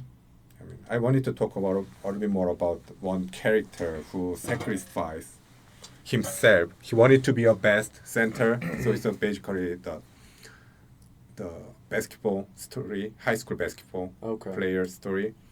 Then there's one character in the center. He's the tallest in the area. He's high school student and the over 2 meter something. Mm. It's like a late 6 feet, right? Oh wow. So he's tallest, but there's another center in the main character's team Mm. who is better than this bigger guy. Oh. So he's very side character, right? Mm. But there's like a history of this big character, and then when he was young, like he overheard something about their teammate talking about him. He's just told, "I'm not afraid of him," something like Mhm. that. So he got shocked. From that night, he practiced a lot. He became one of the best in the area. Nice. He's good physical, practiced a lot, so he Mhm. became really nice. But he always like challenged by this main character's team center, Mm. which is really good. He tried really hard to beat this guy Yeah. in the center position, but never succeed. And then later he realized he tried to point, but later he just began to pass to other Mm. players, and then they were able to score. Yeah. Mhm. Then there's like a short narration from this guy. Mm-hmm. I don't have to make a point. I have these guys. Mm. Yeah. Yeah, That's cool. it's really moving. I mean, it's a comic book, but it's Yeah. really moving. That's cool. So there's like a short story about him. He was young, but he got ignored by Mhm. lots of players. He worked really hard, get to the top position, but there's always a better player than him, right? Mhm. And later he realized, okay, Not about I don't you. have to be best, Yeah. but our team can be best, Yeah. That's Right. really right? cool. Right? That could be a good, like, a good movie, you know, Mhm. and it could be adapted. Yeah. So there are lots of inspiration in Japan Yeah. comic books. I love them. That's cool. It's interesting. We have lots of Japanese students in film program too. Yeah. One of my, do you know Andrew? Yeah, Takahashi. Yes. Yeah. Yeah. He's one of my friends here, and he showed me some of his stuff. He does really good. Yeah, he was in my intro to visual storytelling last semester. Yeah. Yeah. That's cool. Yeah, he's good. He said he's going to leave after this semester though. Yeah. Yeah. But- That does suck. Like getting really close to like foreign exchange students, just for them to like have to leave, Mm, is tough. right. But Cool. Possible collab one day though. yeah, So what's your biggest inspiration for your filmmaking? That's a good question. Other than Jesus. That's valid. In terms of like directors, I think Martin Scorsese. Mhm. I like Wes Anderson a lot. Mm. I don't know, he's just different, and I want to I don't know be different. Asteroid I City guess. is fantastic. It's good. Yeah. I'm a big Asteroid City fan. I still love Rushmore, but yeah, That's- I love his recent films. Rushmore and Isle of Dogs are the only two I have not seen. too. So I've seen all the others, but not those two. No Grand Budapest, no. I've seen Grand Budapest. Oh yeah. I've seen all of them, but not Rushmore. Oh, not Rushmore. Yeah. Yeah. It's pretty old one. I think it's one of his very early Yeah. films. Yeah. I think Martin Scorsese might be the most inspired. But I think what got me into movies Mhm. was I've always kind of been creative. Like when I was a kid, I wanted to be an author. I wanted to write books because I'd write short stories and I would make like these little like little comics, like you said. Mhm. And then my cousins and I, we made like some short film. We made a 30-minute, like, it's really bad. I have it on a disc in my house. But with my iPhone 4, we made like this 30-minute short film of us running around the house pretending to be fighting like mummies and like bad guys. Cool. And it was really bad, but I still have it. Cool. And that kind of like, I've kind of always wanted to make stuff. I liked making board games for people to play, and I like making things for people to find joy from. I like to just be able to create something that other people can find joy in. And then Nice. through high school, that kind of went away a little bit up until junior year when we started making, because I would make YouTube videos for fun, and then we started making short films, and I was like, I really like this. I really like movies too. Cool. Like, my dad, like, I remember took me to all the Hobbits and all the Marvel movies and all the Star Wars, but Throw away? No. throw away. I mean, he took everything. No, he took me to go see them. Oh, to go to go see. Yeah. Okay, yeah. I heard it's like a two. Oh no, Okay, sorry. yeah. Like he My bad. introduced me to movies. Like he would Cool. watch them with me, and that was just like I just always wanted to do it, and then now it just Yeah. feels like I'm in the right place. When I came back from the mission trip to Thailand this summer, I thought about like, what if I switched my major? I was like, we hung out with a lot of kids at English camps and we would teach them English, and I really liked it. I was like, should I switch my major to English? And I was like, not English, like teaching. I was praying about it and thinking about it, and it just didn't feel right. And I just feel like right now is like, even though like the guarantee afterwards isn't the strongest with other things, with jobs and stuff, I still feel like I'm in the right spot, and that no matter what I do, it's going to be for God, whether it be filmmaking or something else. And so right now, I'll do this for God, and then if Yeah. He still wants me to do it, I'll keep doing it, and I'll love that so much. Yeah. I'm excited Lots for of people whatever. need video content more than ever. Yeah. Lots of online streaming platform needs lots of narrative films, but also lots of social media needs video content Yeah. as well. So I'm pretty sure lots of churches, like a big churches, need someone who really good at content creation. So I think you can serve so many things for church. But yeah, just keep doing it. Yeah, I can see bright future from you. Thank you. So yeah, just keep doing. For sure. Just don't give up. Yeah. There will be a little bit more challenging time after graduation because we feel very rushed right after Yeah. graduation, right? Yeah. But don't be. Time will come. Just keep honing your skills and keep For sure. doing what you do. Cool. What about you? Do you have any like? I mean, I know you're not doing film anymore, but I know you've definitely been inspired by some filmmakers. I like you. I was always like really creative as a kid. Like I would always really start like my parents are divorced, and so when I would go to my dad's on the weekends, it like we'd have like 2 days together, and so we'd always like rent a couple of movies, and so for a long time it was him showing me movies that he loved, and then eventually it was us finding movies that we liked together and going and see them, and so now we like every time a Marvel movie comes out, I'll go home and we'll go see it together. But I always loved that kind of stuff. Really, like it was just a way for me and my dad to really like connect together, and I think it really like brought us close. And then as a kid, I had so many action figures, and I would always set up these like elaborate like battles, and I'd create like a backstory and stuff, and like one of them would be like the main character, and so that but then you just have like these huge battles just in your bedroom, and then I'd also do like little comic books like you were talking about, and then I also loved Disney Channel, and I wanted to be a Disney Channel actor. Nice. And I since am very glad that I didn't. There's because, still time. Well, no, thank you. Now I look back at the Disney Channel shows and I'm like, whoa, okay. Except for Kicking It, Yeah. I love Kicking It. Kicking It Kicking was It is good. amazing. But all of that was kind of a big inspiration for me. Was just telling stories, portraying characters, just something really fun about getting to act as a different character,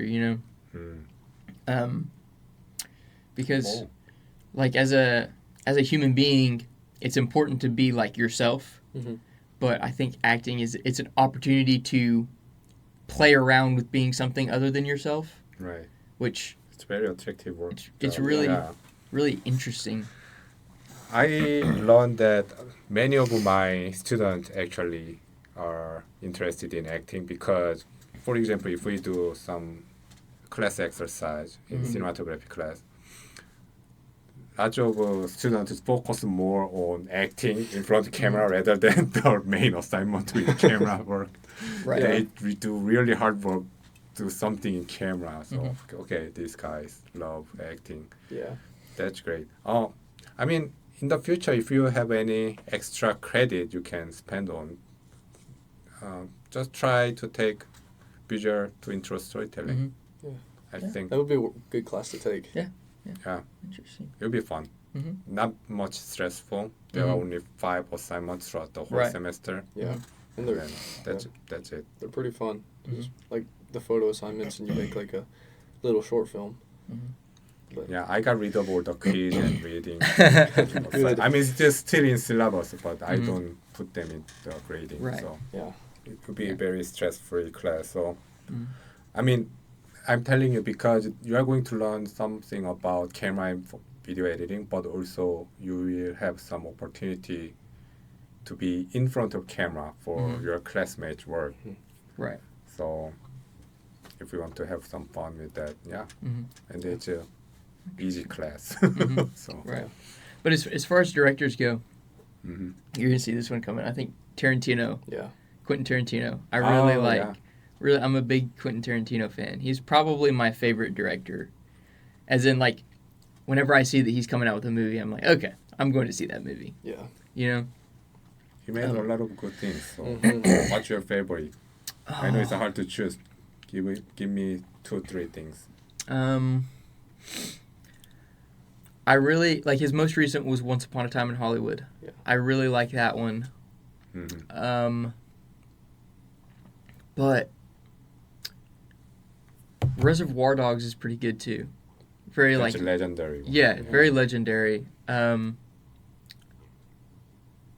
think story wise, I think Django Unchained That's my is a favorite one. very good it's very. I feel like out of all the movies he's directed, Django Unchained is the most linear story. Yeah. You know, because like several other ones are like Bounce around. they kind of like bounce around. Like Pulp Fiction is a great movie. It's just it does bounce around a lot, and you Yeah. kind of have to put things together. So you love a little bit more like a conventional storytelling based on one specific character. You don't like the perspective moving here and there. Yeah, I think I prefer to like focus in on one character. Yeah. I And mean, so- that's more conventional stories for, more engaging storytelling, yeah. But I like when people like spice that up. Like Yeah. it's focused on one character, but then almost like I'm also a big Inception. Nolan. Yeah, I'm also a big Christopher Nolan fan because he does he focuses on one character, but then there's always some sort of like gimmick that he's like have you seen Tenet? Yeah. Where the it's almost as if you could watch the movie in reverse and get another take, or like just like Inception. It plays with your mind with these kind of like strange concepts and stuff. I like that kind of He stuff really as well. I think his main thing is he plays with time, and like every single one of his movies, you can see like time. Time and being Universe. used. Yeah. Interstellar. Interstellar. I think I showed a short film directed by Christopher Nolan in IBS class, right? I don't remember. I Maybe. didn't show you the short film called Doodlebug. I don't I think remember. you can find it on YouTube too. Oh, Doodlebug, the Christopher Nolan's short film when he was in film school. Maybe you did. I don't remember. But There's one guy tried to kill like a cockroach's bug on the floor, and he kept failing. oh, And then later he cornered the bug, and then now he think he got it, and then as soon as he got the slaps with his shoes, there's another universe of him doing the same thing to me. for real? So it's kinda like funny. a repetition of a big universe over and Interesting. over. Okay. Yeah. So he was interested in that kind of stuff already. Even when in he was, film school. yeah. That's cool. So yeah, I mean, both Tarantino and Christopher Nolan are amazing. I mean, Yeah. living legend director these days. And as far as foreign directors, I do like Akira Kurosawa. Nice. It's pretty Like cool. some of the like Yojimbo, Mm. some of those. I'm a big like samurai. I really like Yeah, Seven Samurais. that kind of Rashomon. Rashomon. Rashomon. That was really good. I think that might. Have Do you guys been- watch those films in the intro to film class or We watched Rashomon, Yeah. Rashomon? but I think that was the only Kurosawa film we watched in Yeah. intro to film. And then in cinema history, we didn't watch Kurosawa. We watched an Ozu film, Tokyo Story. I personally love Tokyo Story more than Kurosawa's, but yeah, Ozu Yasujiro is great. I mean, the composition is Yeah. still perfect. Yeah. It's really amazing what he was able to accomplish with the equipment of that time. Yeah. Yeah. You know, because obviously you can tell the camera quality was diminished based on like modern I standards. mean, in terms of the age, we cannot beat anything for 1920s and 30s in Hollywood. right. Yeah. It Right. was even before the first war generation. Yeah. But for the equipment that he had, what he was able to accomplish, Mhm. I feel like as far as the like storytelling Mhm. goes, I think it holds up pretty well. If you're able to get past the fact that it's in a different language, I feel like you could take the same story, Mhm. put it in English, put it in front of a modern audience, and they'd be like, "Ah, it was a pretty good movie." Yeah. Right. hmm I think I love Tokyo Story a lot because the composition is nearly perfect, hmm and then it really fits the message of the movie, which is the director actually wanted to recover dignity of a human being after World War II in Japan. hmm There were lots of crazy moments at that time. All the virtue or tradition of their life has been crashed and demolished, broken. Yeah. That's the message of we need to stand up and live right. Yeah. All the lines are so straight and right? Talking about the Tokyo Story. Mm-hmm. Yeah. So Yeah. the way he shot the Tokyo Story was, I think that's one of the few movies I gave 5 stars in my letterbox. Oh, for real? Mm. Yeah. Have you ever? This is completely off topic, but have you ever seen Manchester by the Sea? Manchester by the Sea. I've heard about it, but no. Okay, I've not seen you need to yet. watch it. I see Okay. Colby reviewing it over and over. I know again. because we keep watching it because every time somebody comes over, we're like he showed me and I was like, dang, Yeah, I've heard it's emotional. that is Pretty a heavy. very, said- it's very, like dry emotion, Mm-hmm. but it's very real and like raw. Yeah. You said you have Letterboxd. Sorry, I got excited. Somebody Oh, mentions yeah, it's Letterboxd. like yeah. It's already 9 years old film. Mhm. I thought it's fairly new one. Yeah, it's Ben Affleck's brother Oh, okay. is in it. Yeah. Yes, yeah. Cool. Definitely gonna check out. 96% Rotten Tomato. Very, That's good. very, very good. Yeah. Amazing. Cool. Yeah, so that's the problem. I'm falling behind a lot of movies I have to mhm. watch. Even missing lots of films for Oscar night, right? Yeah. Mhm. Same. Tomorrow? No. Brutal. I want to really finish the Brutalist. Yeah. Mhm. I have to sit down for 3.5 hours. I mean, I watched almost half, so Yeah. hopefully. Yeah. Yeah. Well, Cool. I know we're running pretty far along, but I wanted to ask you one more question. We're talking about stories. Okay. And so the greatest story, the gospel of Jesus, just in your words, what is that? I'm not sure if I understand the word gospel. Like the story of Jesus Christ. And I guess like what does Christ dying on the cross mean to you? yeah, that's a better way to put it. Like that's the gospel is Mm-hmm. Okay. Yeah. I mean, he sacrifices himself Mhm. to forgive our sins, right? Mhm. We all have internal sins, so if I think myself as a regular human being, I do I mean, I commit lots of sins daily basis. To be honest, I feel something I shouldn't do, Mm-hmm. and then I forget something I should remember. So basically, we commit sin every daily basis, and then if I think that way, I have to feel guilty every day doing this. But we can live in bless Mm-hmm. just because Jesus Christ sacrifice. Mm-hmm.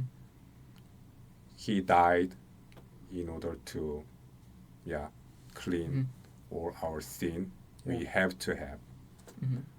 So I think that's the freedom from guilty feeling, freedom from, and then that's the proof of love. Mm-hmm. And then I felt very similar things from my son. Mm-hmm. Sometimes I have to tell something he doesn't listen to, but I only do that because I love my son, right? Yeah. Sometimes God gives us very similar things. Sometimes he has to let something happen because he loves us. Yeah. And then he kind of wanted to show, and then we are ignorant enough to believe that, and then God has to prove Mm-hmm. this is my love. Yeah. I think for my son, I would do the similar thing. Mm-hmm. Yeah, that's the first kind of feeling I have from the word gospel. Mm-hmm. Yeah, I think you explained it very well. Yeah. Mhm. yeah. I think I really like you comparing it to like the father and son dynamic Mhm. of in your own life. That's why we call him like a God, Yeah. my father. Yeah, right. yeah. Like Exactly. I think there's a reason that it's those two, like God loving us is so, like, the relationship there is so similar to the relationship you have with your son. I think, like, Only difference is that I as a father I always make mistake, so I cannot guarantee this will Right. be best for my son. right. But he's the God, and then what he does is always best for me. Right. That's the belief I have. Mhm. Yeah. That's I awesome. think you explained it really well. Yeah.